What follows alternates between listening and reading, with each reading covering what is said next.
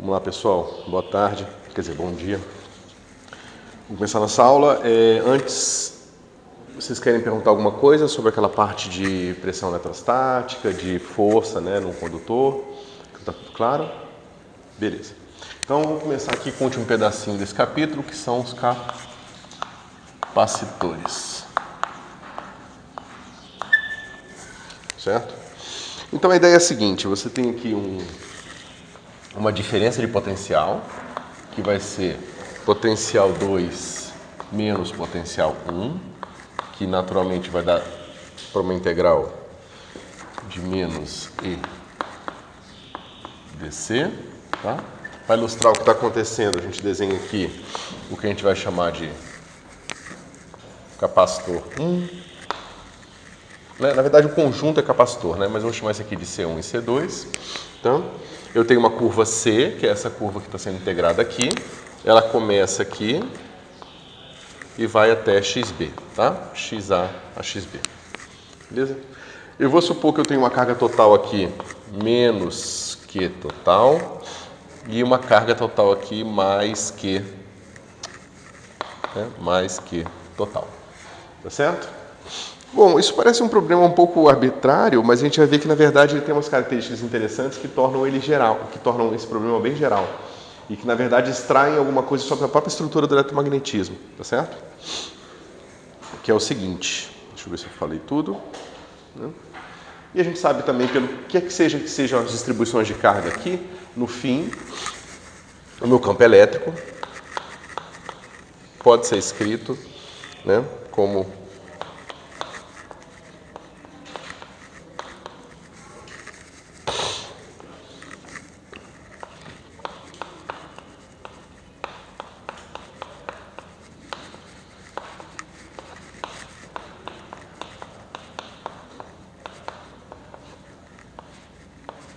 tá certo? Ver se não esqueci nada. Não.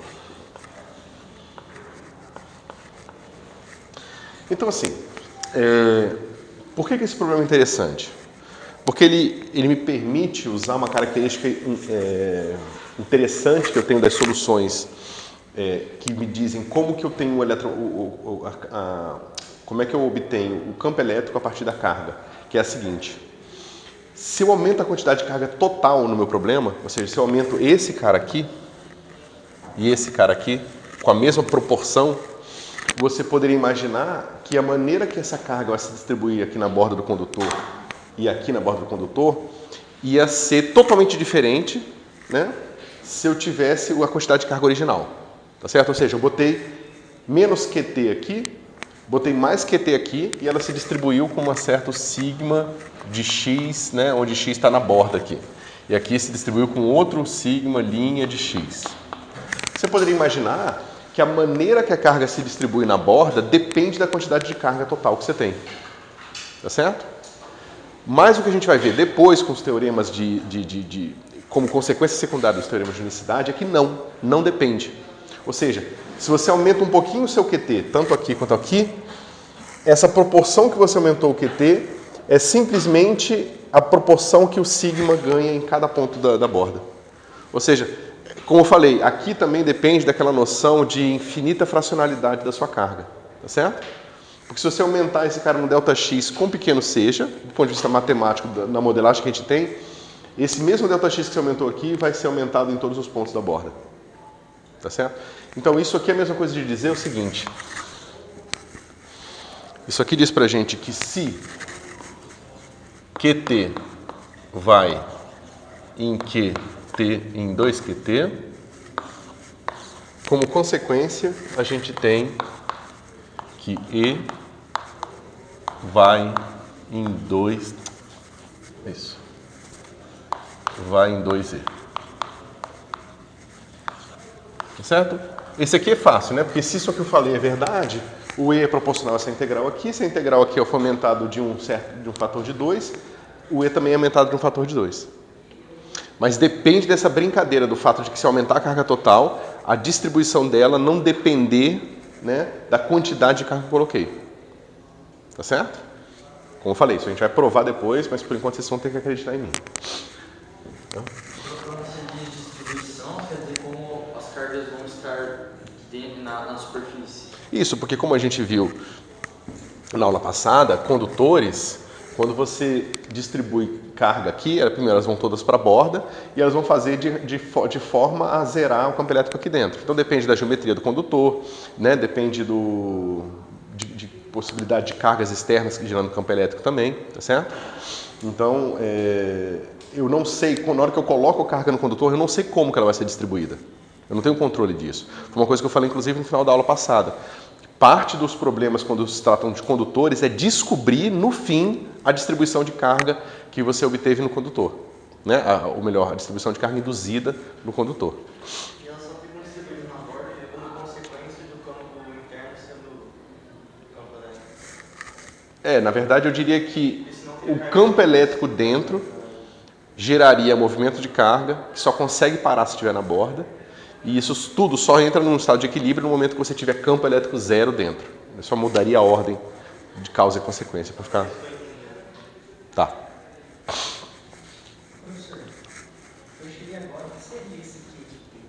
É a carga total que eu botei aqui. Ah, é a carga total. Isso. E esse daqui seria o condutor? Tem o condutor 1, condutor 2 e esse sistema aqui eu vou chamar de capacitor. Tá certo? Quando você aumentou de QT para 2QT, você aumentou nos dois condutores? Nos dois condutores. Então, bom, porque você vai ver que isso vai ser importante no momento que a gente for trabalhar com o teorema de existência e unicidade, que o que vai garantir a existência e a unicidade vai ser justamente a carga total em cada... A existência não, a unicidade vai ser a carga total em cada condutor, tá certo? Então, se a gente quiser esse resultado aqui da distribuição igual, a gente precisa fazer isso dessa forma, tá bom? Bom, e por que isso aqui é importante? A gente não vai falar em circuito de capacitores, a gente vai falar usando condutores, né, como exemplo. É porque a gente vai ver que, na verdade, isso aqui vale mais geral, esse conceito, tá certo? Você pode aplicar ele em outras situações. Aqui eu não falei nada sobre como esses condutores estão dispostos, entendeu?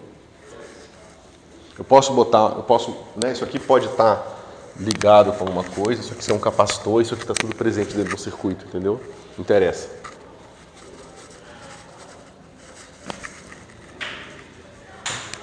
Bom, então, por que isso aqui é interessante? A distância desses dois condutores influencia alguma coisa nos campos? Absolutamente. Sim, porque, veja, e se esse cara gera uma distribuição de carga superficial, vai gerar um campo elétrico que vai afetar esse cara aqui também e sua carga, essa superficial, que por conseguinte afeta ele também. Então, o equilíbrio do sistema depende de toda a configuração geométrica do sistema.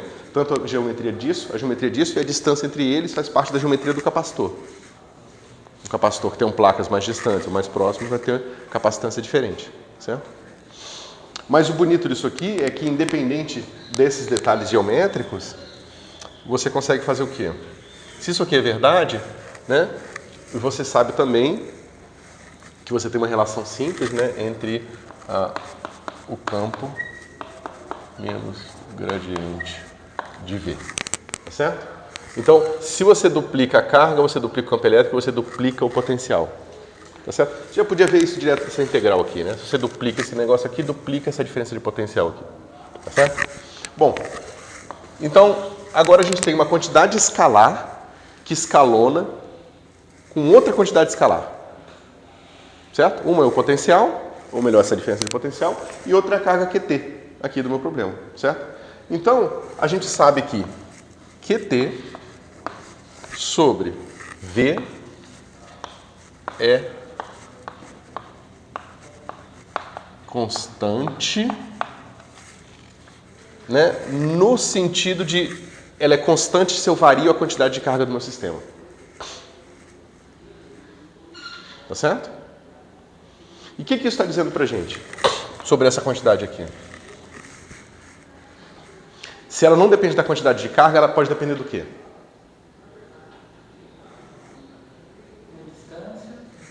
Da distância, da forma do condutor 1, da forma do condutor 2, ou seja, ela depende somente da geometria do seu aparato. Tá certo? E por causa disso, a gente dá um nome especial para ela, para essa quantidade que a gente chama de capacitância.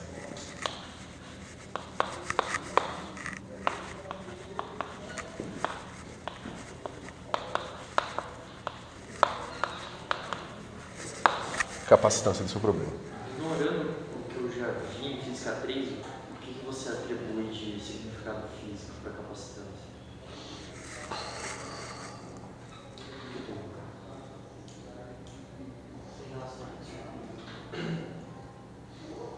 Do ponto de vista da abstração que a gente está vendo agora, eu acho que ela te dá essa constante de proporcionalidade entre carga e potencial, e diferença de potencial. Que é uma constante que só depende da geometria do seu problema. Ou seja, né, você pode reescrever facilmente isso aqui assim, você pode escrever que V vai ser igual a carga sobre capacitância. Então você tem uma maneira simples de calcular a diferença de potencial da quantidade de carga total. Se você controla essa capacitância e vai depender só da geometria do seu problema, você controla isso. E sabendo que isso aqui é uma constante, você pode medir, né? Você pode variar a carga e medir o potencial no laboratório e determinar a capacitância de um objeto empiricamente. Tá certo? Ou seja, é uma maneira de você extrair uma certa informação sobre a estrutura eletrostática do seu problema, que não depende da quantidade de carga. Certo? Então, no momento você consegue atribuir isso. Isso.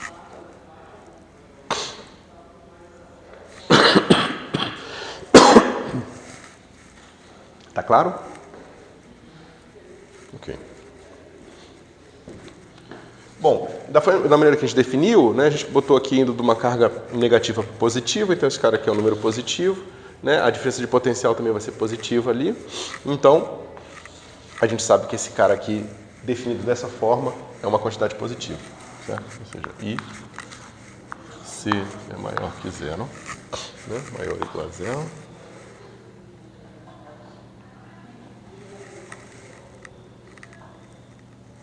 E 2, você pode definir também a capacitância de um único condutor. Tá? Aí você imagina o seguinte, aqui eu botei esse condutor aqui e um condutor aqui, certo? Eu posso agora fazer uma outra brincadeira, eu posso botar um condutor aqui, no meu C1, e boto um outro condutor que está envolvendo ele. Aqui é espaço vazio e meu condutor é esse pedaço aqui, C2, certo? Agora eu mando esse C2 lá para o infinito, eu vou botando ele bem mais distante do meu condutor C1 aqui, certo? Se você olhar para o potencial aqui, ó, você vai ver que, como é que se diz? A dependência aqui tem que cair a zero, né? A influência desse cara aqui tem que cair a zero em relação a esse cara aqui, para que a gente tenha uma quantidade bem definida lá, tá certo? Depois eu vou fazer uma conta um pouco mais detalhada sobre isso, porque aqui parece que a gente está fazendo algum tipo de inconsistência, porque geralmente quando a gente manda as coisas para o infinito, as coisas têm carga zero, tá certo? O truque aqui, na verdade, é que o que você está fazendo é que ao mesmo tempo que você está mandando para o infinito, você está aumentando o tamanho do condutor, tá certo? Porque aí o que acontece é que por que eu fiz isso aqui e não simplesmente peguei o condutor 2 e botei ele longe? Porque se eu pegasse o condutor, né, eu poderia simplesmente afastar esse condutor 2 aqui e usar isso para definir a capacitância. Só que o problema disso é que eu ia continuar tendo uma quantidade de carga QT num volume finito, só que infinitamente longe. Então eu ia estar quebrando aquelas condições que eu faço de dizer que a quantidade de carga no infinito é zero. Os campos não vão mais cair a zero no infinito se eu fizer isso aqui. Se eu fizer essa brincadeira aqui, eu estou botando o condutor 2 mais distante, mas eu estou diluindo a carga dele. Tá? Ou seja, se eu pegar uma quantidade de carga QT finita e espalhar num condutor de tamanho infinito, a densidade vai para zero. Tá certo? Então isso aqui que me permite calcular essa capacitância de um condutor, do único condutor. Tá certo? É imaginar esse condutor, como é que se diz? Esse condutor, é criar um condutor imaginário no infinito. Para cargas finitas, claro. Porque se eu botar infinita carga, eu posso manter a densidade lá, mas aí eu teria infinita carga no condutor aqui, né? Então não faz muito sentido. Tá bom, pessoal? A gente vai ver exercícios sobre isso aqui, tá? Mas assim, do ponto de vista da eletrostática, é o que a gente precisa, tá? Para condutores. O resto são aplicações e utilizações em circuitos, coisas que vocês já viram anteriormente, tá bom? Beleza, então para fechar, a gente vai ver aqui, deixa eu ver. Aqui.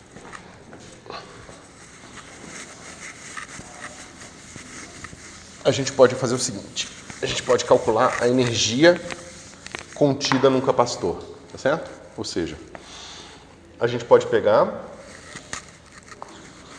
o meu C1, o meu C2, tá certo? E aí, como é que eu faço para carregar? Esse cara aqui tem carga QT, menos QT. E esse cara aqui tem carga mais QT, tá certo? Eu posso pegar, para aumentar a carga daqui, eu posso pegar um pouco de carga positiva daqui e levar para cá, tá certo?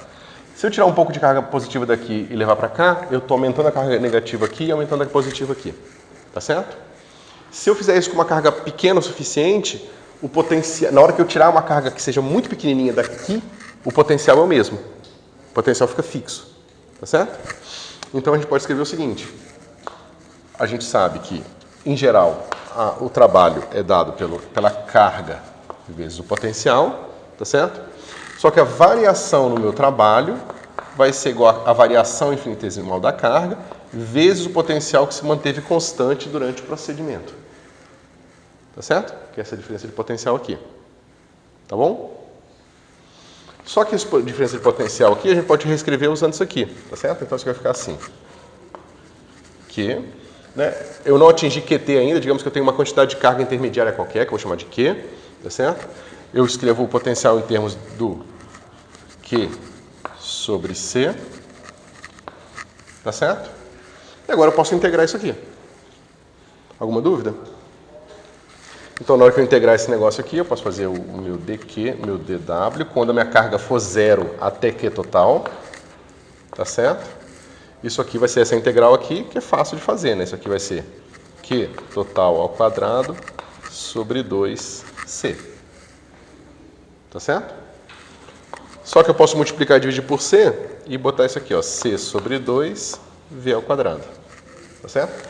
O lado esquerdo nada mais é do que o trabalho total. Então, o trabalho total é igual a C V2 sobre 2. Tá certo? Então, a gente consegue calcular a energia também contida no capacitor carregado, simplesmente olhando para a quantidade, para a diferença de potencial dele, né, e a capacitância, que é uma coisa geométrica que não depende de mais nada, a não ser a disposição das coisas no seu sistema, ou da carga total do seu problema também. Uma pergunta. Essa carga total, ela diz respeito a um único condutor. A esse par de condutores. Mas aí não seria zero? Não, é a carga total no sentido de que é a carga que eu coloquei em um deles. Foi o que eu pensei. Então, Que a carga líquida aqui você está falando é zero. Você estaria em módulo. Não, justamente, eu nunca, não defini a carga total do sistema em momento nenhum. Eu sempre estou falando da carga no C1 e da carga no C2. E elas têm o mesmo valor em diferente sinal. Professor, por que condutores C? Porque é dois condutores a capacitância? Aqui é por causa da integral, Que é o quadrado sobre 2. que é o quadrado sobre 2. O professor integrou em DQ, né? Isso. Ah, tá. Eu não tinha percebido. Esse C da capacitor, voltando ele é só do meu segundo, é isso que você falou? Não, esse C1 e C2 não tem nada a ver com esse C aqui não. Aqui é o nome, o rótulo. Esse aqui eu chamei de capacitor, de condutor 1, condutor 2. Esse C é a capacitância que eu defini assim, ó.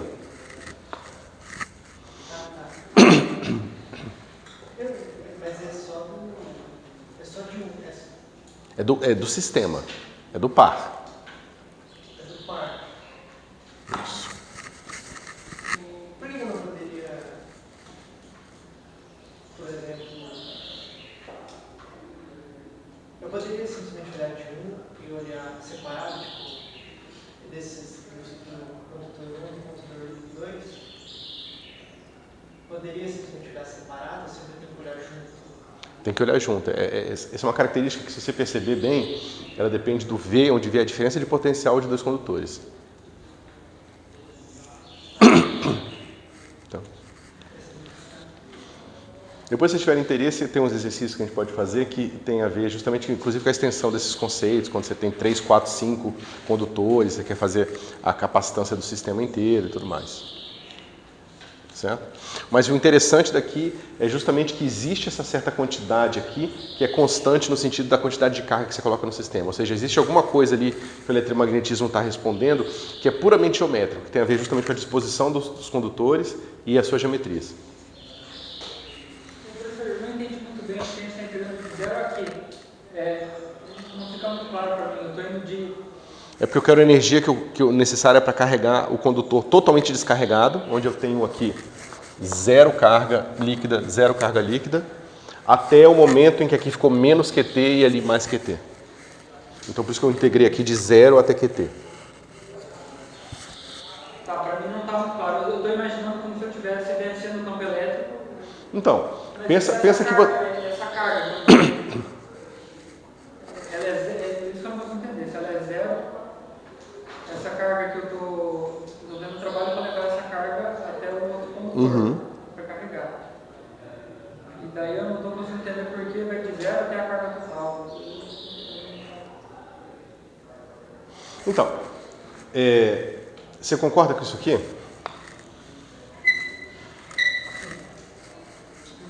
Certo? Ou seja, quanto que eu gasto de energia para carregar, no sentido de arrastar um pouquinho de carga daqui para lá. Tá certo? Então, eu vou integrar esse cara aqui, só que eu não sei qual é o meu potencial. Porque o meu potencial vai depender da quantidade de carga aqui e lá. Tá certo? Mas eu posso usar o truque, que é o fato de que a capacitância é uma constante. Então, eu troco de posição o V com C, e agora eu sei que o V é proporcional a Q. Qualquer que seja a quantidade de Q que você tenha nos dois condutores. Aí eu substituo aqui. Tá certo? Agora que eu sei o potencial como função da carga, eu posso integrar esse negócio aqui. Primeiro, supondo que está 0, 0 aqui, aí eu tiro um próton daqui e levo para lá, pego outro próton e levo para cá, que não pode ser um próton, tem que ser infinitamente particionável, né? Mas eu pego aqui uma quantidade infinitesimal de carga daqui, positiva, boto aqui. Na hora que eu tirei um pouquinho de carga positiva daqui, a carga líquida aqui ficou negativa. Né? Então, eu vou sempre tirando a mesma proporção até atingir menos Q, T e mais QT, que é justamente a configuração final que eu quero saber. Ou seja, eu poderia perguntar, não, se o meu capacitor já estiver carregado com carga Q0, eu quero carregar de Q0 a QT. Aí ia ser de Q0 a QT aqui. Tá certo? Esse V final na equação do trabalho não seria a diferença de potencial? É a diferença de potencial final, isso. Não é um potencial definido de uma carga? Não, esse V eu defini lá no começo, é o V1, V2 menos V1. Ah, tá, você definiu No comecinho, né? Eu falei que esse cara aqui tem um potencial V2, esse cara tem um potencial V1 e o V... Tá? Por que a gente escreve assim? Porque muitas vezes é mais fácil você pegar o capacitor e medir a diferença de potencial do que você contar quanta carga tem nele. Mas essa expressão aqui, em princípio, é tão útil quanto, do ponto de vista matemático. Tá? Do ponto de vista prático no laboratório, essa aqui geralmente é mais conveniente. Certo?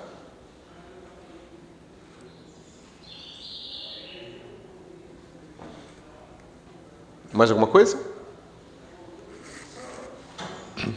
Se no condutor estiver negativamente carregado, aí seria menos que T mais QT, seria isso? Como é que é? Se o primeiro cara estivesse negativamente carregado, né? Aí seria... Isso é uma questão de definição. Geralmente a gente define do negativo para o positivo para ter essa característica aqui, ó. Certo? Mas você poderia muito bem definir uma outra quantidade, que ia ser menos essa, simplesmente invertendo a posição deles. Mas convenciona-se fazer dessa forma. Não tem nada de fisicamente relevante nessa convenção, é só uma convenção. A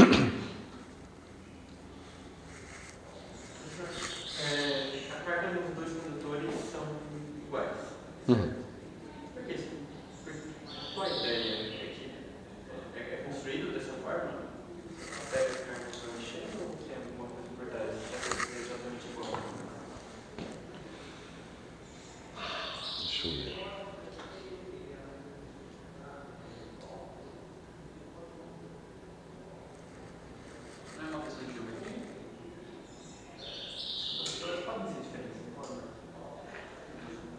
Pode.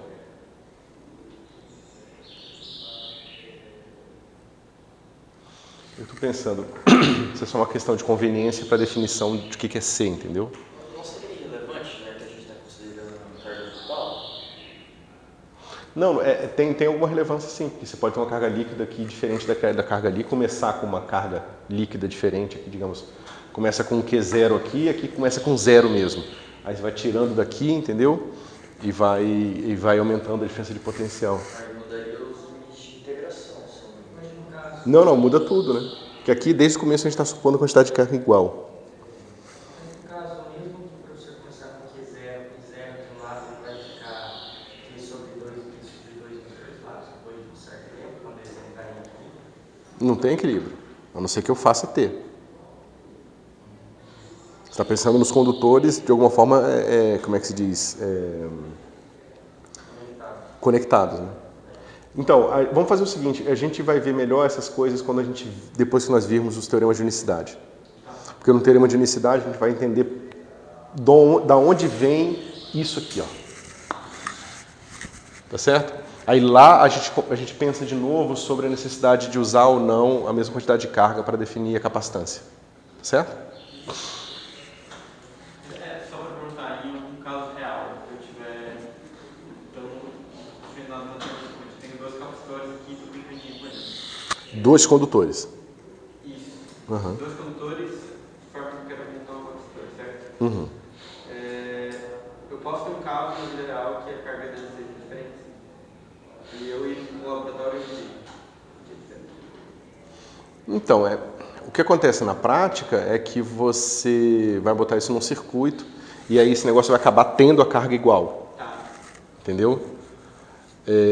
Para manter uma situação de carga diferente, você teria que fazer uma coisa um pouco diferente daquilo que você faz no laboratório, entendeu? Você teria que pegar uma esfera condutora, bota um pouco de carga líquida, pega uma outra esfera condutora, aterra, aí aproxima as duas, entendeu? Aí isso vai induzir, a presença dessa carga vai induzir uma carga aqui, né, na superficial, e aí você vai fazer as contas e ver o que acontece.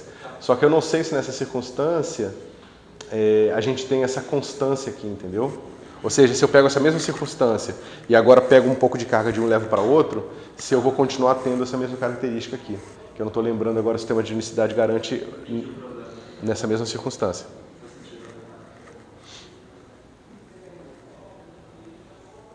Podemos seguir?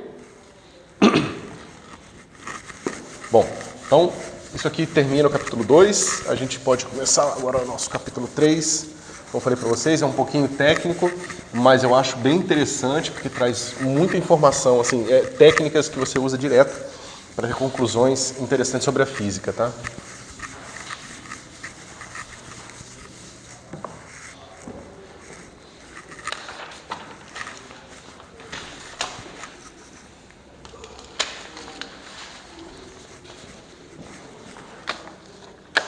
Então vamos lá. Vamos começar a estudar o problema do Laplaciano. Então, só lembrando, esse problema aparece justamente porque a gente descobriu que nosso potencial satisfaz a equação de Poisson, tá? Que é essa aqui. Só que muitas vezes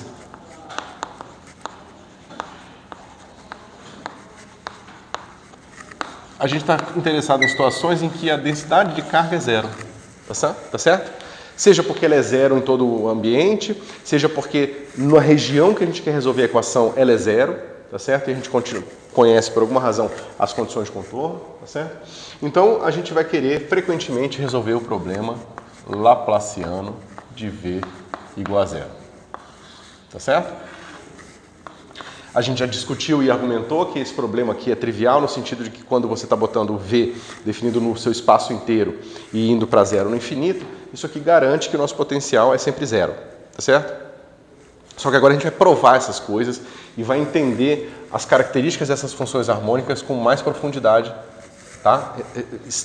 Pegando aquilo que a gente conhece sobre essa função e fazendo uns truques matemáticos para extrair informação sobre elas, Bom, primeiro a gente tinha visto, rapidamente, eu já tinha falado para vocês, em uma dimensão, né, você tem o seguinte, derivada segunda do volume, do potencial, igual a x, esse cara aqui é o meu laplaciano igual a zero, tá certo? Não tem nenhuma surpresa aqui. Isso aqui, a solução é hiper trivial, a gente tem o quê? A gente tem que V é igual a AX mais B, tá certo? É importante a gente notar que tem esses dois números aqui. Ou seja, eu preciso de duas condições, eu preciso conhecer o meu potencial em dois pontos para poder conhecê-lo em qualquer outro, certo? Então eu preciso conhecer eles na borda, ou seja, em uma dimensão, a borda é isso aqui, são dois pontos. Em 3 dimensões, uma borda vai ser, né, uma linha, em 2 dimensões a borda vai ser uma linha, em 3 dimensões a borda vai ser uma superfície, certo? Aqui a borda é bem simples. Bom, digamos que eu conheça V de XA igual a VA e V de XB igual a VB, certo? Aqui eu posso simplesmente construir mesmo o meu potencial com essas duas informações aqui. Basta substituir essas duas equações aqui, que eu vou obter que A vai ser igual a VA menos VB dividido por XA menos XB, tá certo?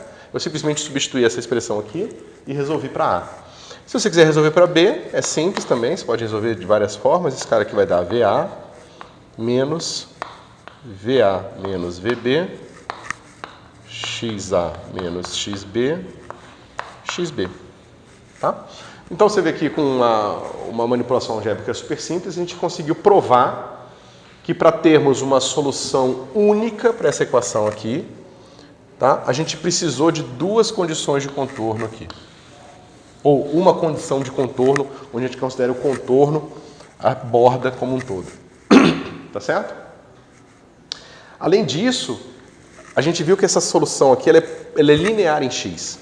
Tá certo? Ou seja, V de x mais y é igual a V de x mais V de...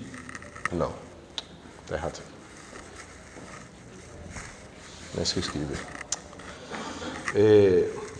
Bom, a gente vai ver aqui V de x é igual a V de x mais alfa mais V de x menos alfa sobre 2.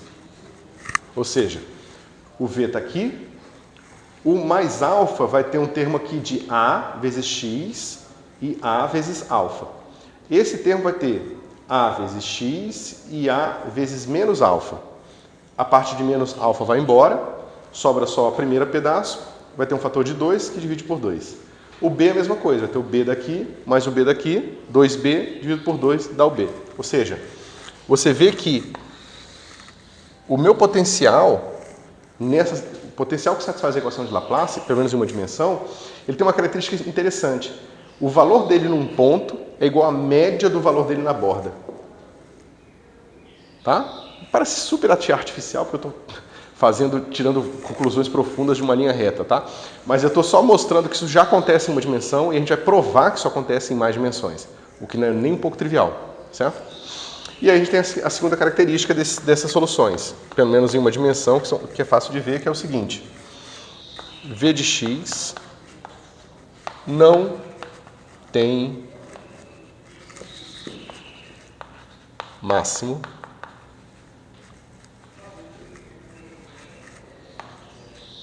mínimo. Uma linha reta não tem máximo nem mínimo, né? A não ser que você considere a borda. Tá certo? Uma linha reta ela nunca vai fazer isso aqui assim, para ter um máximo aqui. Né? Ela é sempre monotônica de um ponto para o outro. Tá certo? Isso aqui também, estranhamente, é uma característica que se mantém em qualquer dimensão. A gente vai fazer para 3, mas se vocês quiserem depois fazerem para 38, pode. Tá? Ok. Além disso, a gente vai chamar essas funções aqui. Eu vou trocar aqui para U, porque pode ser qualquer função harmônica, tá? Ou seja, as funções que satisfaz isso aqui, a gente vai chamar de funções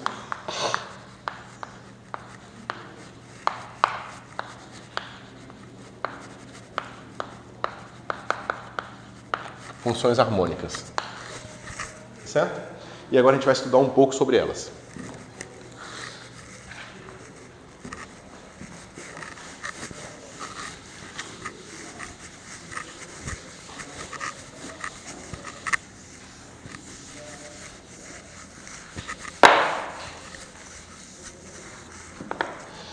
Então vamos lá, vamos começar a fazer uma conta que é a seguinte. Eu sei isso aqui, igual a zero. Mas isso eu posso escrever como sendo divergente de um certo campo vetorial que por acaso é escrito como gradiente de U. Tá certo? Mas isso aqui também é a mesma coisa de cima, isso aqui é igual a zero. Nada me impede de pegar um volume V qualquer, tá certo? E integrar esse negócio aqui. Né? Dil d3x. E a integral de zero, né, nesse volume continua sendo zero. Tá certo? Bom, mas o que é isso aqui? A gente usa o teorema da divergência. Isso aqui vai me dar a integral na borda do volume do gradiente de U dA. E isso aqui é igual a zero. Né? Ou seja, não tem nada, parece que eu estou saindo do nada, né? Na verdade, bom, mais ou menos. Agora vamos fazer o seguinte, vamos dizer que o nosso volume V é uma bola aberta centrada em X de raio R. Certo? E eu posso parametrizar um ponto qualquer aqui, como sendo um ponto x0 mais R chapéu, onde R chapéu eu vou definir como sendo seno θ, cosseno φ, seno θ, seno φ e cosseno θ. Alguma dúvida em relação a isso? Ou seja, se é uma bola centrada ali, né? Lembra que essa bola aqui é o conjunto de pontos x pertencentes a R3, tal que x menos x0 é menor que R. Tá certo? Eu parametrizo esses pontos todos com essa parametrização aqui. Ok? Bom, agora eu posso voltar para cá e pensar no seguinte. Pega o meu U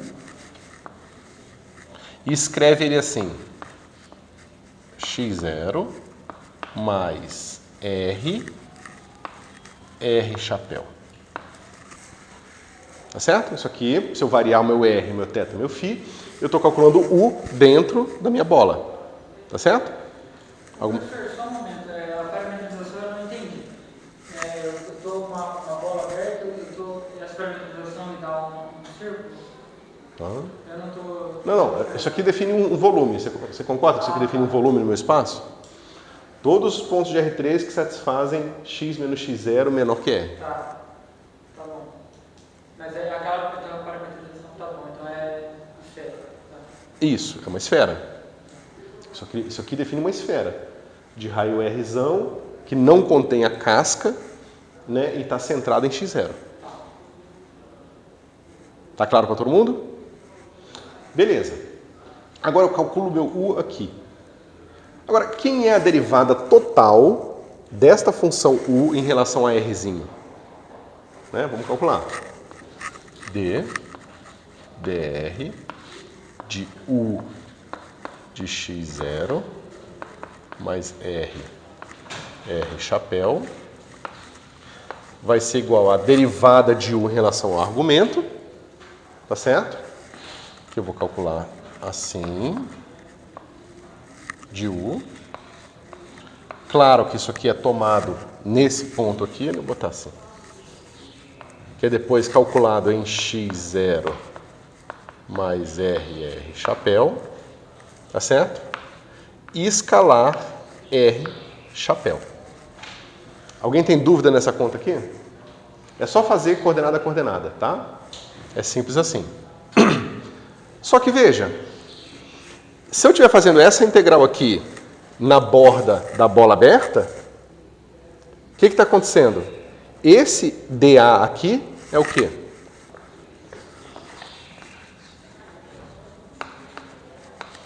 É R chapéu, R quadrado, seno θ, dθ, dφ. Né? Porque lembra, esse cara aqui é o elemento de área que aponta para fora. Tá certo? Vocês podem fazer a continha direitinho, se vocês quiserem, né? Usando que dA seta é o projetor do produto externo do xθ com xφ. Tá certo? Xθ com xφ, usando a regra da mão direita, vai apontar para fora, vai me dar o dA aqui. Até aqui tudo bem? Eu vejo que vocês estão suspirando um pouco. Não, professor, só agora que eu ficou nessa parte do DA, eu queria fazer uma pergunta mais básica, na verdade. Vai fundo. Essa ideia do jacobiano, eu consigo usar para qualquer superfície, porque você tem um vetor apontando para fora, no DA. Isso. Né? E daí se eu tivesse um cubo, por exemplo, eu podia fazer essa mesma analogia do X-chapéu. Não seria X-chapéu, né? Estou tentando generalizar. Então, digamos que você está com uma parametrização em termos de lambda 1, lambda 2 e lambda 3. Tá. E aqui você está fazendo uma área em que você está variando lambda 1, lambda 2, mas lambda 3 está fixo. Certo? Lembra, isso aqui vai ser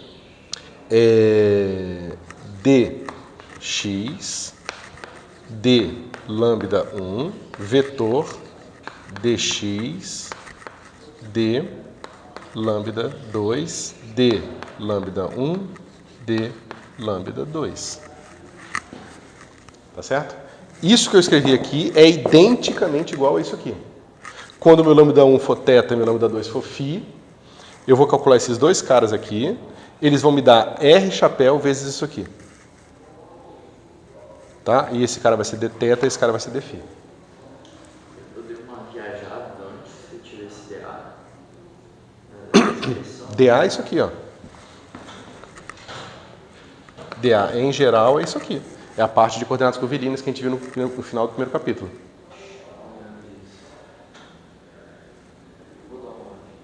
Lembra, você pega aqui uma superfície, aí você tem um vetor que aponta para dentro dessa superfície, vai ser um x de lambda 1 e lambda 2. Agora, pensa que você varia lambda 1, lambda 2, ele vai ficar andando só na superfície, sem sair da superfície. Se você calcular a derivada, se você pegar esse cara aqui e depois ele do lado, você tem um deslocamento daqui para cá, que é o deslocamento, quanto mais próximo for os dois pontos, mais o deslocamento está dentro da superfície, tá certo? Só que essa diferença aqui, digamos que esses dois pontos aqui se difiram mantendo o lambda 2 fixo e variando o lambda 1, tá certo? Então eu vou ter esse vetor de deslocamento aqui. Esse vetor de deslocamento é aquilo que eu tinha escrito antes, é dx d lambda vezes d lambda. Isso aqui é o vetor de deslocamento. Esse vetor de deslocamento aqui, vetorial.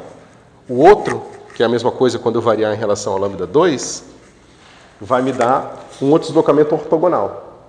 E eu sei que o produto vetorial me dá um vetor ortogonal à área e o módulo do produto vetorial é o elemento de área. É por isso que para integral eu preciso desse negócio aqui. Que foi a mesma ideia que a gente usou em uma dimensão, 2 dimensões e 3 dimensões também. Só que 3 dimensões a gente usou com produto externo direto. Sendo que aqui a gente definiu tanto em termos de um bivetor área, quanto de um termo de vetor de área. Nesse caso aqui é o vetor de área. Tá certo? Mas é por isso que eu enfatizei tanto aquele primeiro capítulo, porque a gente vai usar essas coisas o tempo todo agora. Bom, módulo, isso aqui, está tudo compreendido? Bom, então agora eu posso substituir tanto isso aqui, quanto essa informação aqui, lá, para reescrever aquela integral assim.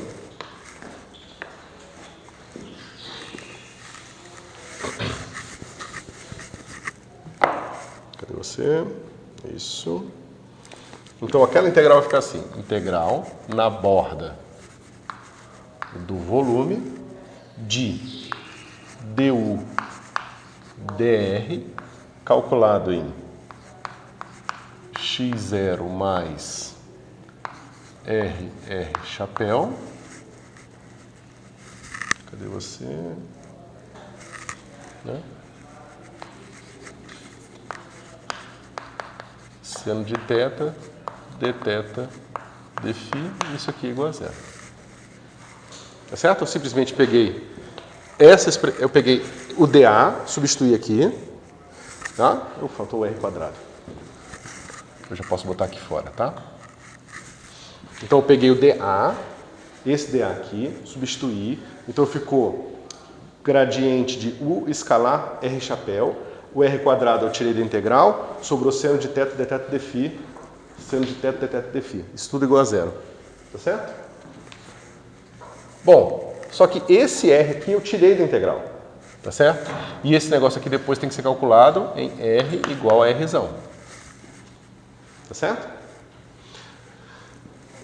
Só que a única dependência em r está dentro do u aqui. Não tem mais dependência aqui no elemento de integração. Tá certo? Porque eu tirei lá. Então eu posso escrever isso aqui assim, ó. R quadrado d dr de integral na borda. Integral na borda de V não, na integral agora em θφ, né? De 0 a π, integral de 0 a 2π, de u de x0 mais r chapéu, d seno de θ, dθ, dφ, igual a zero. Ok? Bom, mas a derivada de uma certa coisa é igual a zero, significa que isso aqui é o quê? É uma constante. Então, integral de 0 a π, integral de 0 a 2π, de u de x0 mais r chapéu, seno de θ, dθ, dφ é igual a uma certa constante que eu não sei quem é. Tá certo? Alguma dúvida? Bom, o que eu posso fazer para descobrir essa constante? Várias coisas.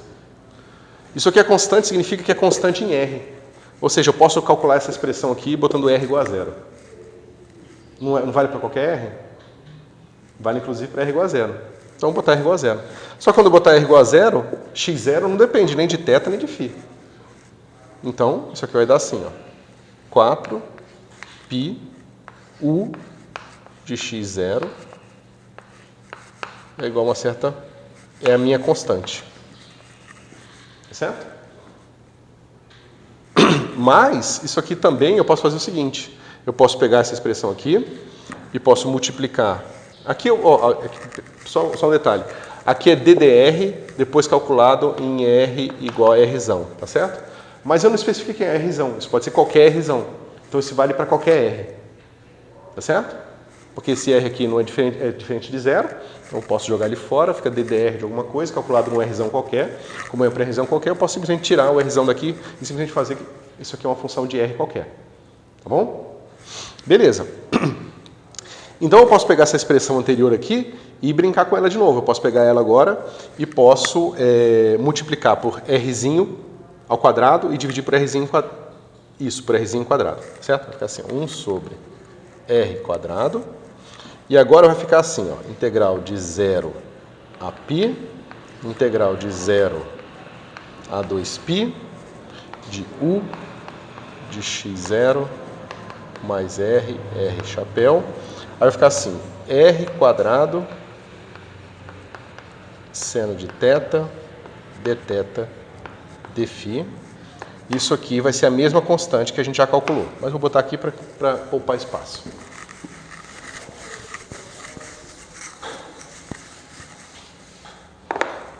Ok.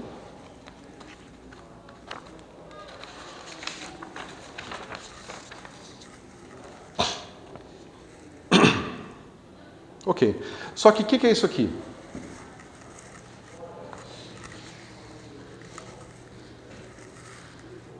quando eu botei o Rzinho aqui de volta? Isso aqui vai dar o seguinte. Vai ser 1 sobre R² integral na borda de uma bola centrada em x0 e de raio Rzinho. Do que? De U de x0 mais... Aqui eu posso botar de y. De y. Tá? dA. Todo mundo concorda? Todo mundo concorda que isso aqui que eu sublinhei é a integral desta função sobre a borda de uma esfera de raio Rzinho centrada em x0? Concordo, mas por que y? Não, porque o y é uma variável muda aqui qualquer. Eu poderia usar essa parametrização aqui, mas eu poderia usar qualquer outra. É porque eu quero ressaltar um aspecto da região geométrica que eu estou integrando e não da parametrização que eu estou usando. É a mesma coisa, tá? É só uma maneira diferente de escrever a mesma coisa. Só que isso aqui a gente já tinha visto que era igual. Isso aqui é igual a... Cadê você? Tá ali. 4πu de x0. Tá certo? Eu posso multiplicar para lá e vou... Né, desculpa, eu posso trocar de lugar u com a integral e dividir por 4π. Eu vou ter o seguinte. U de x0 é igual a 1 sobre 4πr². O que é isso aqui? É a área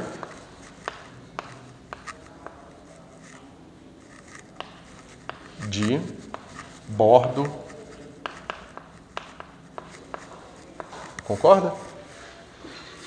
Integral no bordo de B de U de Y dA.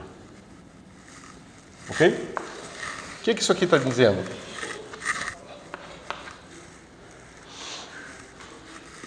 Que o valor de uma função harmônica num ponto x qualquer é igual ao valor dessa função harmônica na borda de uma esfera, integrado na borda da esfera, dividido pela área da borda da esfera. Ou seja, é a média de U na borda. É o valor médio.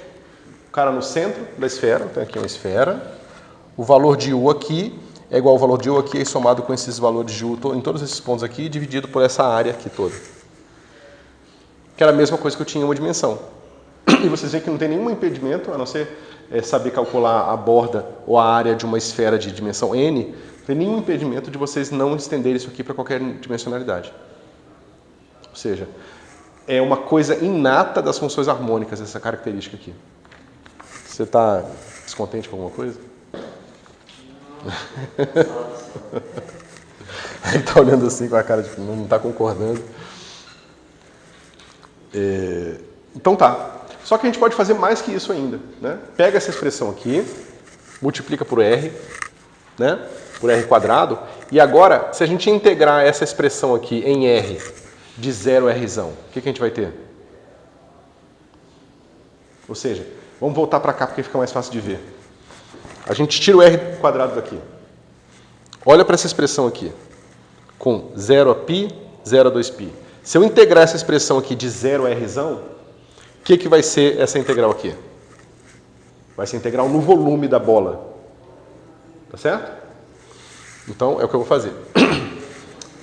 Jogo o R para cá, integro aqui, aí vai ficar assim. Integral, agora na própria bola, de raio R, de U, de Y, d3y, vai ser igual a, eu joguei o R para cá e integrei. Mas R² integrado é R² sobre 3. Então vai ficar assim, 4πr² sobre 3 de U de x0. O que você está tentando construir seria, no livro do Briggs, a equação de Laplace em 3 dimensões? Ele vai discutir isso e eu estou provando. Ele não vai fazer nada disso aqui que eu estou fazendo. Ele vai dizer que ela tem essas propriedades. E depois vai tentar estimular a intuição de vocês, e por isso vale a pena ler. Mas é que eu estou provando aquilo que ele está argumentando. Certo? Mas eu posso novamente dividir por esse cara aqui. Mas isso aqui é o volume da minha bola. Tá certo? Então, isso aqui vai ser U de x0 é igual a 1 sobre o volume da bola x0 R vezes a integral na bola de x0 Rzão do U de y d3y. Ou seja, o potencial ou qualquer função harmônica também é dada num ponto, é dado pela média em todos os pontos de uma esfera. Tá certo? E, por incrível que pareça, esse resultado é incrivelmente útil para ver um monte de coisa de eletromagnetismo, tá? Ou seja, a gente acabou de ver que essas funções aqui, em geral, independente de condição de contorno, veja, aqui eu não falei nada sobre condição de contorno. Isso aqui vai sempre ser verdade. Tá certo? Então, a gente já sabe de cara que na hora que satisfaz uma equação de Laplace, a gente sabe que essas propriedades existem, que a gente pode aplicá-las direto para entender como é que vai ser a física da nossa solução. Tá certo?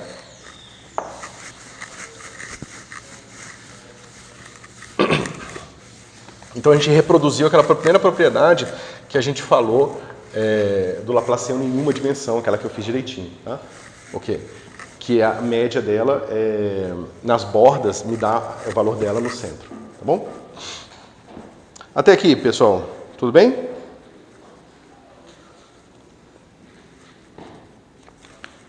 Tudo certo? Só para tirar uma dúvida, a gente está tratando da superfície da esfera, né?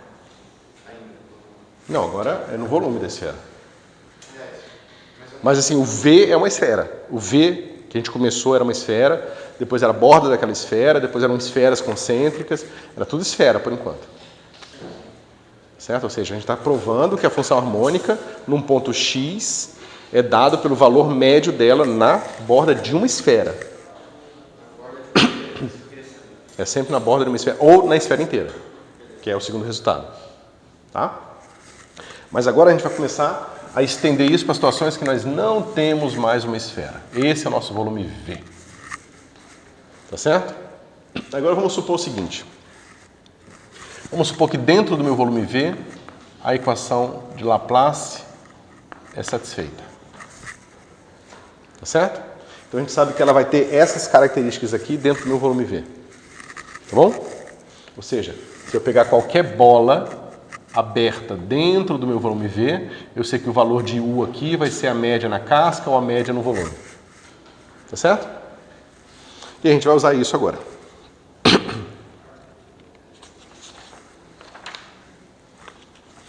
Vamos dizer o seguinte, vamos dizer que esse ponto aqui, ó, é o ponto XM. Vou botar um M maiúsculo aqui. Tá? E nesse ponto, meu U satisfaz isso aqui. Xm é igual a M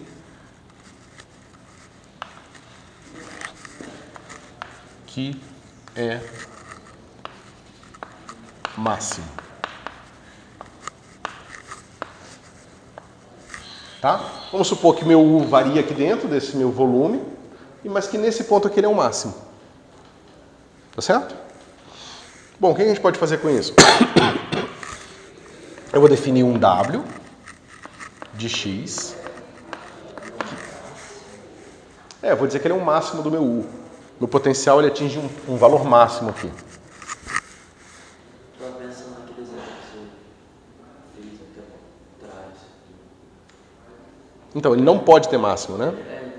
Então. Eu vou provar isso. Provar que... Primeiro eu vou supor que existe um máximo. Isso vai me servir para provar que, na verdade, o máximo não existe. Tá bom? Então eu suponho agora que eu tenho um outro cara, que eu vou chamar de W, que vai ser o meu U de x menos M. Tá certo? W também satisfaz a equação de Laplace. Todo mundo concorda? Porque o gradiente de uma constante é zero. Laplaciano de uma constante, naturalmente é zero. Então, se o U satisfaz a equação, W também satisfaz a mesma equação. Tá certo? Bom, agora a gente vai fazer o seguinte truque. Cadê você? A gente sabe que W no xm vai ser igual a... Esse cara é uma função harmônica também. Esse cara aqui é uma função harmônica também. Como uma boa função harmônica, ele pode ser calculado como U na borda, certo? Ou dentro do volume todo. Então vamos fazer aqui dentro do volume. Vai ficar 1 sobre 4π r ao cubo sobre 3, integral na bola centrada em xm de raio r de w de x, pode ser de x, de 3x. Mas isso aqui também é igual a u de xm menos m, que é igual a zero. Tá certo? Então, o que eu estou provando é que, basicamente, integral do w de x, que eu vou já escrever aqui quem é, u de x menos m de 3x é igual a zero. Tá certo? Agora, esse integrando aqui, ele tem uma característica especial. Por hipótese, m é o máximo. Tá certo? M é o valor máximo que u pode tomar. Mas se m é o máximo, se eu pegar u menos o máximo que ele pode tomar, essa quantidade vai ser como? Sempre negativa. Pode ser sempre menor ou igual a zero. Tá certo? Como é que eu posso somar um monte de número negativo para obter zero? Não dá, né? A única hipótese que eu tenho é que se isso aqui for zero. Então, u de x é igual a m para todo x pertencente à minha bola centrada em xm de raio r. Ou seja, eu supus que ele tinha um máximo. Eu acabei de provar que se ele tem um máximo aqui, ele vai ter um máximo dentro dessa bola toda aqui, ó. O valor dele vai ser igual dessa bola inteira. Acabei de provar, tá aqui. Para todo x dentro da bola. Porque é onde essa integral aqui vai ser feita, né? Desculpa, isso aqui é a integral na bola de xm de raio r. E eu estou somando esses números negativos todos dentro dessa bola. Se eu pegar esse x e levar para o infinito, eu tenho todos os pontos. Não, é um pouco mais complicado que isso, mas é por aí, tá? Então, ó, veja, isso aqui é minha bola. Minha bola tem que estar contida no meu volume V. Tá certo? Eu posso aumentar o raio da bola. Só que digamos que eu tenho esse cara que vai aumentando, e uma hora ele tocou aqui, ó. Ele tocou aqui. Eu não posso mais aumentar, senão eu saio da região onde isso aqui é satisfeito. Eu não posso mais aumentar minha bola. Só que se esse ponto é um x é máximo e o valor todo do potencial aqui é igual a xm, né, igual a m maiúsculo, então eu posso botar um outro ponto aqui que também vai ter o valor de xm, que também vai ser máximo por hipótese, e posso traçar uma bola aqui. Você está querendo trabalhar na condição de contorno. Na verdade, isso aqui é mais importante que só pensar nas condições de contorno, porque isso não só define que o meu valor de U vai ser igual a M em toda a minha região, mas de certa forma está me definindo as condições sobre as quais isso é verdade. Porque imagina o seguinte, imagina que a minha superfície ela tem um ponto assim, ó, um bico que é infinitamente fino. Eu posso botar uma esfera aqui, eu posso botar uma esfera aqui, eu posso botar uma esfera aqui, mas vai ter uma região que eu não consigo botar esfera mais, que é aqui. Tá certo? Então, Aqui, de certa forma, eu já estou vendo quais são as condições de regularidade da superfície onde valem esses teoremas todos de existência e unicidade que a gente está vendo. Naquele ponto, o Laplaciano não é possível. Não tem o Laplaciano. Não, talvez você consiga satisfazer o Laplaciano lá, mas você não vai conseguir provar isso porque você não vai conseguir botar uma bola lá. É possível descrever o Laplaciano naquela região? Talvez. Depende da dimensão, depende do problema. Né? O Matheus estava comentando comigo de uma função toda esquisita. Que é contínuo em todos os pontos e diferenciável em nenhum. Exatamente. Eu tentei associar. Não, você vai ter um problema de diferenciabilidade na borda, sim. Certo? Mas como na matemática sempre existe uma maneira estranha de fazer as coisas, eu nunca digo que não é possível, entendeu? Porque eu não sei, na verdade, mas eu acho que deve ter como resolver. Mas aí o que acontece é que esses teoremas não vão valer para esse tipo de situação, tá certo? Mas é aquilo que a gente conversou na semana passada, na aula passada, que é, você acha que esse bico ele existe porque de longe parece um bico, mas de perto é arredondado, ou ele é bico até o fim, até o infinito das escalas, entendeu? Se você quiser insistir que ele é um bico até o infinito das escalas, aí você é obrigado a trabalhar com esse problema matemático mais profundo. Se não, você só considera que no fim ele é suave, se você olhar perto o suficiente, e você ignora e garante que isso aqui tudo vale, tá certo? Então a gente provou o quê? Que se existe um máximo, o valor do meu U é igual em todos os pontos, ou seja, o máximo não existe. Ele é máximo no sentido de que uma função constante é máxima e mínimo em todos os pontos. Tá certo? Uma função constante, ela é máxima e mínimo, ela é máxima e mínimo em todos os pontos. Tá certo? Então, o nosso potencial ele tem essa característica especial. O potencial, né? A solução da equação de Laplace tem essa característica especial. Ok? Tem alguma relação com a superfície e o potencial? Bom, você já viu... Bom, a gente vai ver exatamente como que a gente pode usar isso aqui já para resolver problemas ou para pensar em problemas de eletrostática, inclusive com superfícies equipotenciais. Por exemplo, se esse volume V ele está cercado por um condutor, a gente sabe que o volume, o V aqui na borda tem que ser equipotencial. Tá certo? Se não tem máximo e mínimo, o potencial é o mesmo, o que vai acontecer aqui? Se não é o mesmo. Quer ver? Deixa eu falar primeiro, aí a gente discute. Ó. Isso não vale na borda. Tá? Nada do que eu fiz vale na borda. Porque na borda a gente não garante que a gente tem espaço para escrever uma esfera onde o Laplaciano é igual a zero. Né? Digamos que eu estou na borda aqui e eu estou pegando um ponto em cima da borda. Eu não consigo botar uma esferinha aqui de forma que essa esfera contenha pontos onde isso aqui é igual a zero. Então o negócio que eu usei de partida já não vale mais. Tá certo? Qualquer ponto que não esteja na borda, mas esteja infinitesimalmente próximo da borda, eu posso fazer isso. E vocês começam a, talvez, projetar a importância daquele negócio que a gente começou a ver e viu muito rapidamente, lá no começo do curso de Física e Matemática, sobre topologia. Essas ideias de bolas abertas e bordas e proximidade de bordas, se você é capaz de botar um aberto entre o ponto que você está e a borda.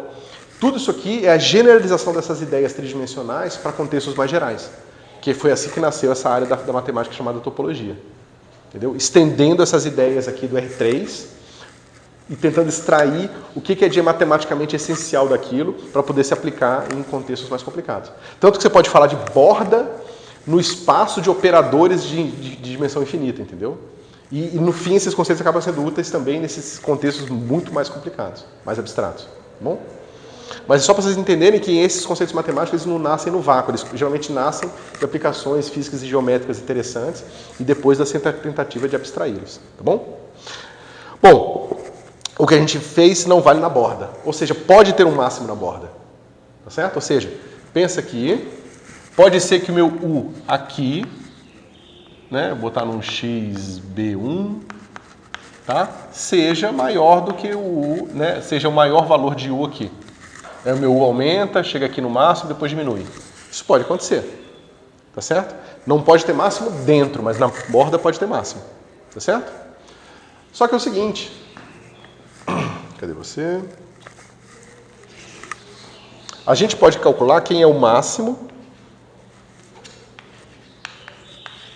de U na borda do volume. A gente pega a borda do volume e vê onde tem o máximo. Opa, está aqui. E a gente pode pegar o mínimo também.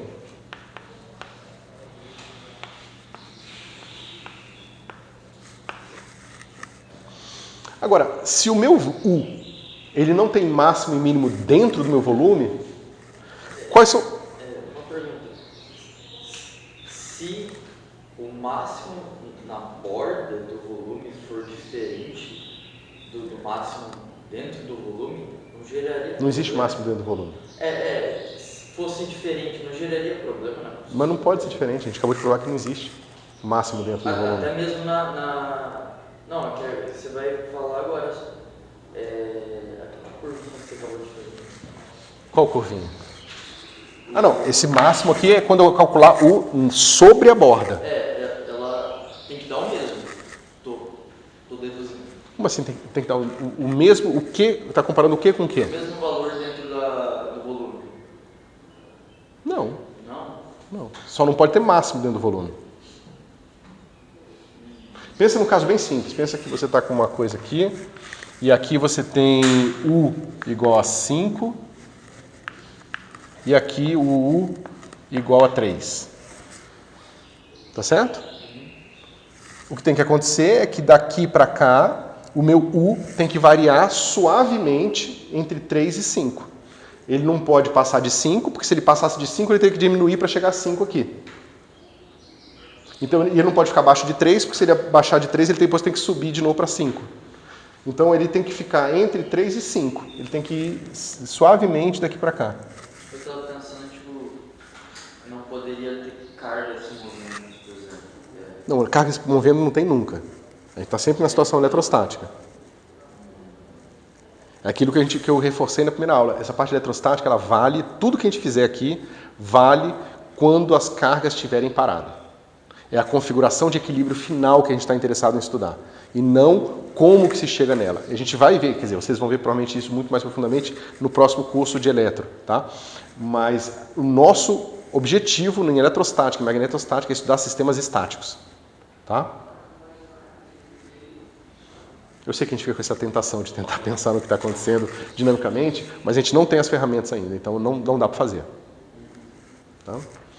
Então, o que eu acabei de mostrar para vocês aqui é que se U não tem máximo nem mínimo,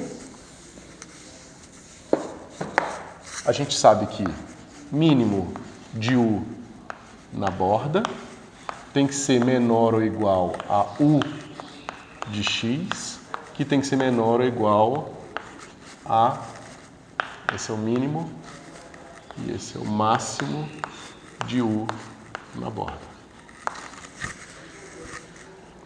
Tá certo?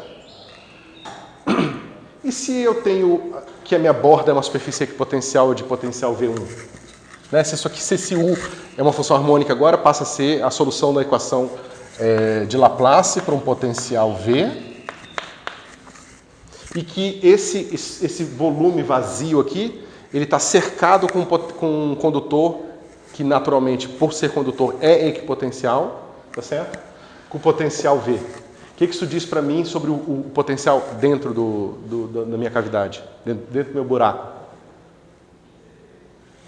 Se ele tem que ser menor que V, se ele tem que ser maior ou igual a V e menor ou igual a V, né, digamos que esse cara aqui é V1 aqui na borda.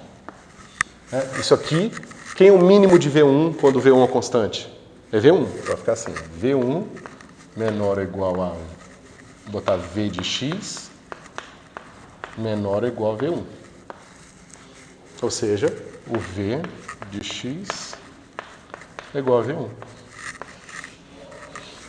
Lembra que a gente argumentou na outra aula que uma cavidade dentro do condutor, a gente usou equação de lei de Gauss e não sei o que para argumentar que lá dentro a gente não tinha campo elétrico induzido por fora? A gente acabou de provar de novo, usando somente características gerais de funções harmônicas.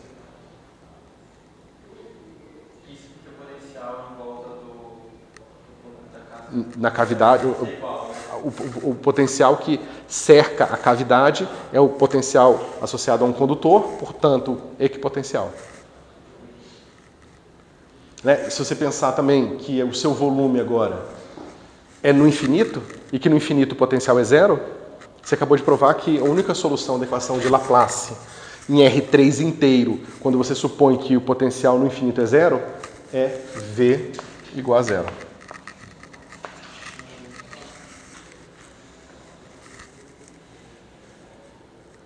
Tá certo?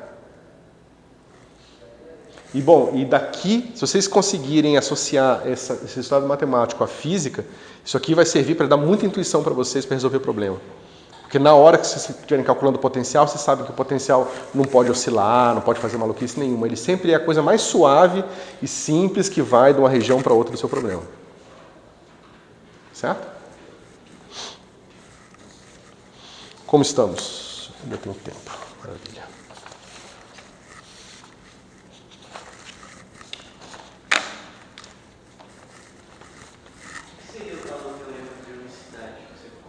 É o que a gente vai ver agora. Eu estava querendo dizer, professor, para aquela pergunta, eu estava deduzindo que se fosse diferente, teria carga se movendo. Isso a gente não está estudando. Varia correto? Sei lá, se eu vou enxergar lá na frente antes de você dizer esse resultado, seria uma consequência se os potenciais forem diferentes? Repete sua afirmação do zero. Se o f de x fosse diferente de v1, teria carga se movendo? Entendi o que você quis dizer agora. Teria uma força. Você teria um campo elétrico lá dentro. Sim. Era isso que eu tentei dar um passo maior que a perna. Você poderia ter situações assim se você, por exemplo, tivesse, como eu falei para vocês, a sua cavidade e atravessando a sua cavidade uma onda eletromagnética. Nada te impede de acontecer isso. Tá? Mas não vai ser mais na situação eletrostática. Certo? Beleza. Unicidade.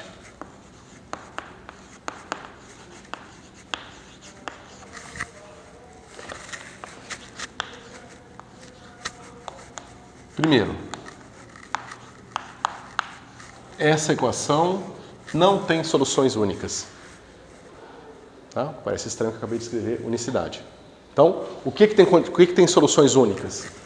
Este conjunto aqui, ao quadrado, V igual, claro, ε0 sobre ε0, para todo x pertencente a um certo volume, tá? E V igual a V na borda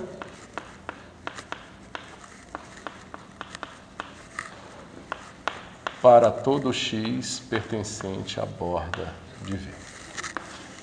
Este conjunto, no entanto, tem solução única. É um conjunto de informações, tá? Eu digo que esse cara satisfaz uma equação, que é a equação de Poisson, e digo que essa função, ela tem o valor dela definido na borda, por essa função que é uma função dada. Eu preciso dar de partida essa função para que eu seja capaz de resolver essa equação com uma solução única. Tá certo? Vamos ver isso.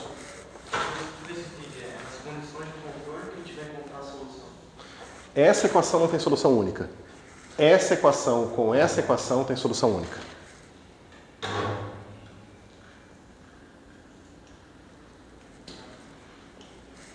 Só especificar isso aqui, só dizer essa equação não me diz quem é V de forma única.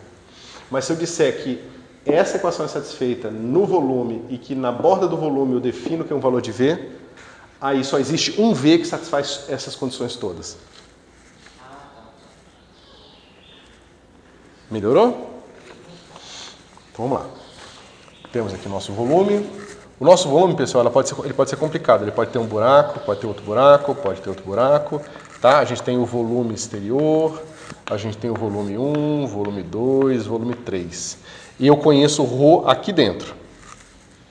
E aqui dentro eu sei que Laplaciano de V é igual a ρ sobre epsilon zero. Tá certo? E eu preciso conhecer o valor de V nessa borda, nessa borda, nessa borda e nessa borda. Que são essas bordas todas juntas que dá o bordo do V. Da borda de V. Tá certo? Bom.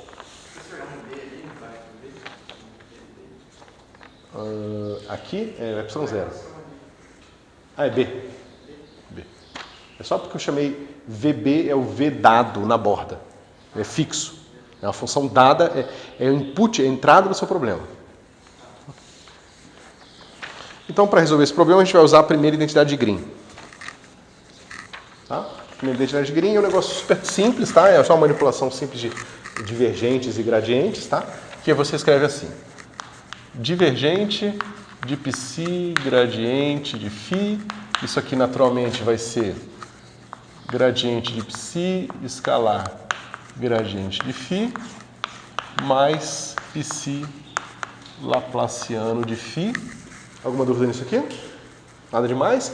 Eu vou integrar esse cara aqui no volume e vou usar o teorema da divergência. Então esse cara vai ficar assim, integral na borda do meu volume de psi gradiente de φ escalar dA vai ser igual a integral no meu próprio volume dessa brincadeira aqui.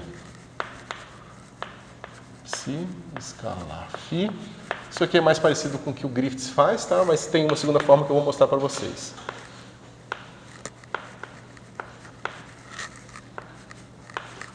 D3x. Tá?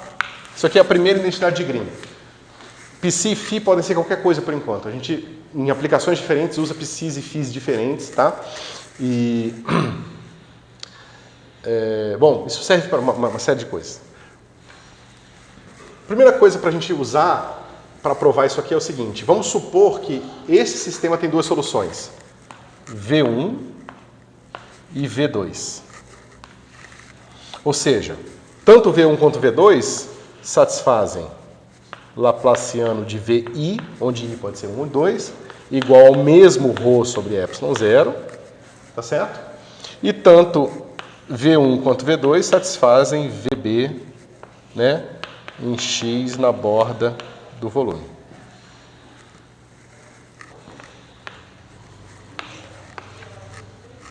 Tá certo? Bom, agora a gente sabe que V3, que é igual a V2 menos V1, satisfaz qual equação? Quanto é que é Laplaciano de V3?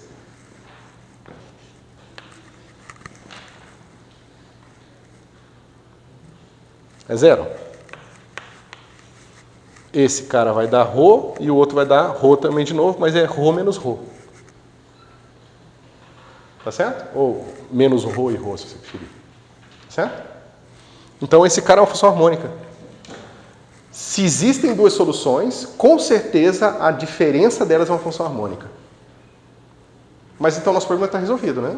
A gente sabe que existe uma função harmônica e na borda V3, na borda de V é igual a quanto? Tanto V1 quanto V2 tem que ser igual a VB. VB menos VB é zero. Então V3 é zero na borda. Então, pelo teorema que a gente acabou de ver das funções harmônicas, uma função harmônica no volume que tem zero na borda é zero em todos os pontos. Então V3 tem que ser igual a zero. Mas se V3 é igual a zero, V2 é igual a V1. Está resolvido o nosso problema. Só que como o livro não faz o primeiro teorema, ele prova isso de uma forma diferente. Como é útil para vocês, eu vou provar também. Tá bom?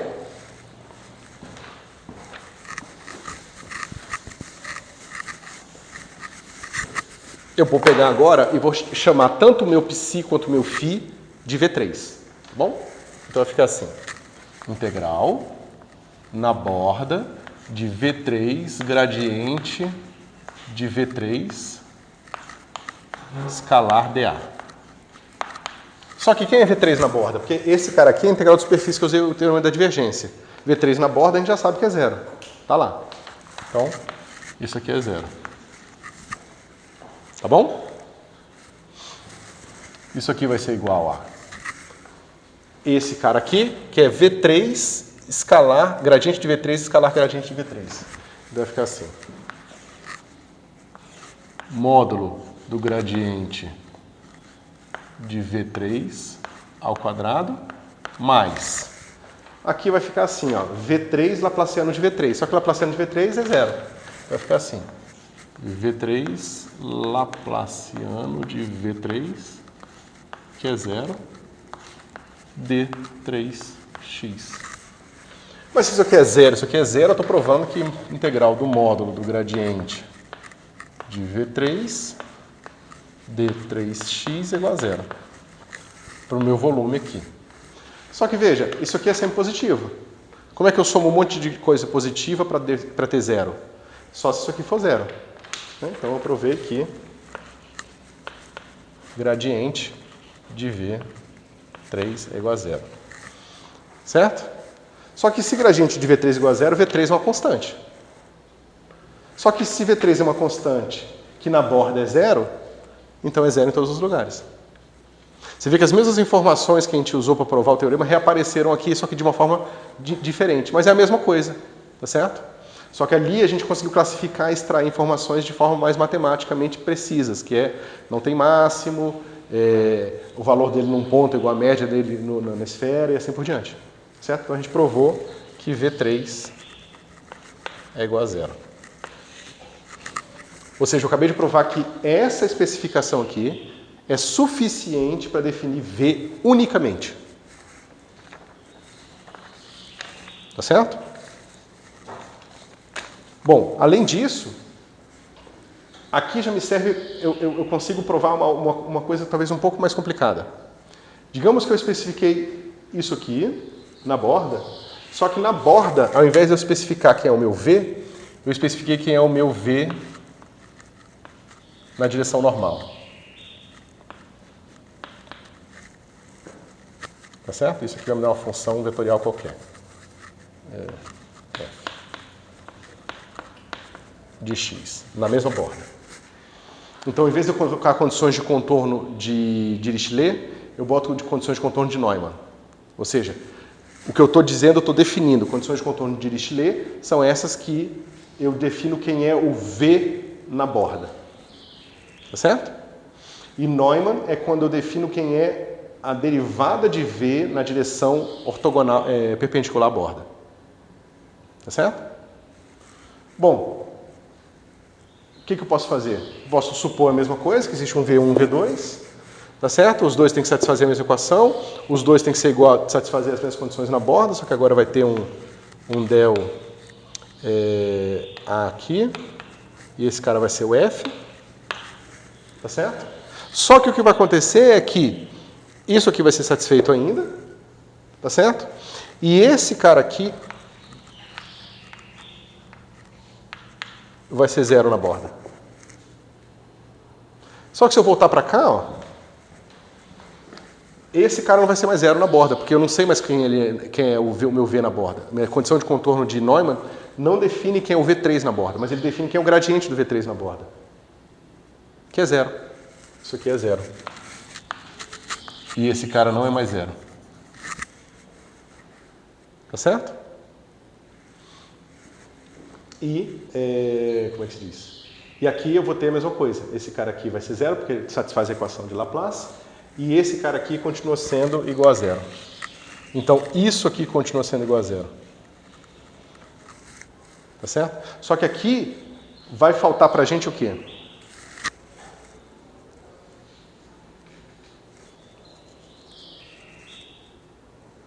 Eu não sei mais se esse cara aqui é zero.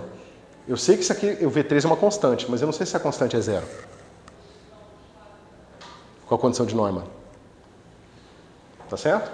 Então, nessa circunstância aqui, a gente provou um resultado um pouco mais fraco. Que se existem duas soluções, as duas soluções diferem somente por uma constante. Tá certo?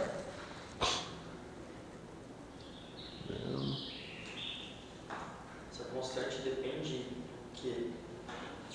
Deixa eu... Não, depende, na verdade, ele está te dizendo uma coisa diferente. Não é que depende de alguma coisa. Ela é uma ambiguidade inerente do seu problema.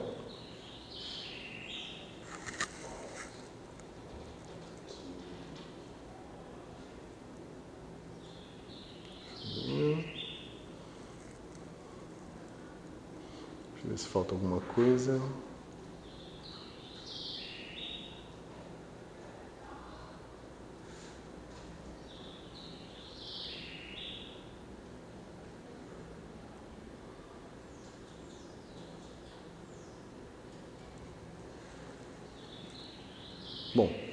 Bom, é isso, pessoal. A gente continua semana que vem. E aí, bom, a gente vai entrar numa coisa um pouco mais técnica. A gente vai... Um pouco mais técnica, mais pé no chão, né? Que a gente vai fazer separação de variáveis, método das imagens e expansão multipolar. São basicamente as ferramentas que a gente vai aprender nesse capítulo 3, certo?